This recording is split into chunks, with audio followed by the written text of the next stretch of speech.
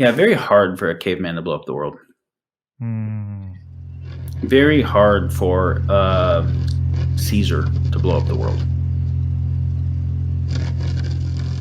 If I'm chopping trees down with axes, it does seem like trees are inexhaustible. So we just mm, price the tree at the cost to extract it. I don't look at what it took nature to make it. I don't look at the effects on the ecosystem of what it's doing to stabilize topsoil and watersheds and oxygen and CO2 and all of that stuff. It's just because there's still plenty of trees, but I take this thing and make lumber out of it. And so it's really just called taking the shit from nature's being industrious. And there is no balance sheet of nature that has to be paid or accounted for or whatever. But when the tech gets bigger, right, and we start to get into slash and burn of whole massive areas of forest to get the resources under them, and we go from a fishing pole to mile-long drift nets, and we go from 500 million people before the Industrial Revolution to 8 billion people empowered by those types of radical industrial and the nuclear age and digital age technologies, the power of our tech has gone up so radically that the power of our both intentional and unintentional destructive capacity has gone up.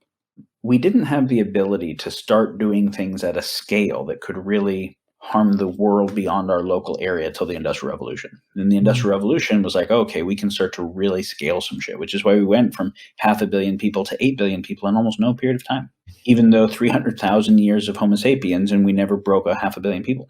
And then it wasn't until the bomb, World War II, that we had the ability to kill everything in a hurry. Right? That was a big deal. So we had to make this entire world system, the Bretton Woods UN mutually assured destruction world system, to make sure that we didn't use our new tech. Now we have dozens of catastrophe weapons. It's a mm, brand new situation. We have dozens of catastrophe weapons. And instead of having two actors that have them where you can do mutually assured destruction, we have an indefinite number of actors and you can't even know who has them. So you can't do mutually assured destruction. Part of the solution to World War II not turning into World War III and the post World War II answer was we don't want the major empires to war, even though for the history of the world, the major empires always warred. But now the weapons are so big that if they do, they fuck everything for everyone. So they have to not war, but everybody still wants more stuff. So we have to get them to get more stuff without taking each other's stuff. So we just have to make exponentially more stuff.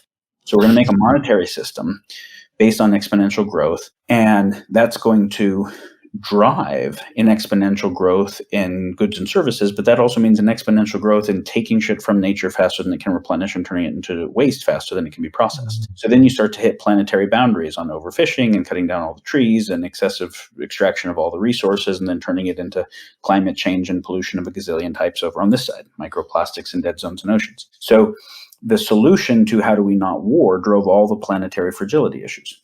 mm, And then the other thing was the other way we won't war is we'll do this globalization thing where we get so globally interconnected that you don't want to bomb each other because then your supply chains are messed up.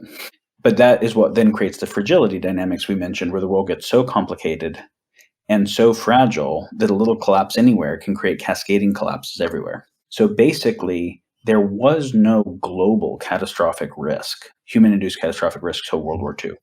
We got our first one in World War II, and it was such a big deal. We built an entire world system to mediate it. It bought us like 75 years of no world war, but of mm, course, lots of proxy war and economic war and info war and whatever. It created all these planetary boundary issues, created the fragility issues, and created the proliferation of tech across dozens of sectors where now we have lots of catastrophe weapons, right? Not just nukes, mm, but AI weapons and bioweapons and blah, blah, blah, cyber weapons. So now we're in the situation where we have to build a new world system again, like we did after World War II, but it's for a completely different risk landscape. And so it takes completely different characteristics. It won't be based on exponential growth of the monetary system.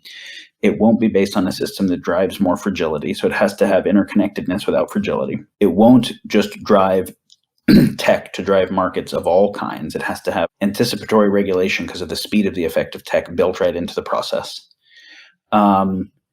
So this is basically what this is the challenge the world needs to rise to right now, as I see it.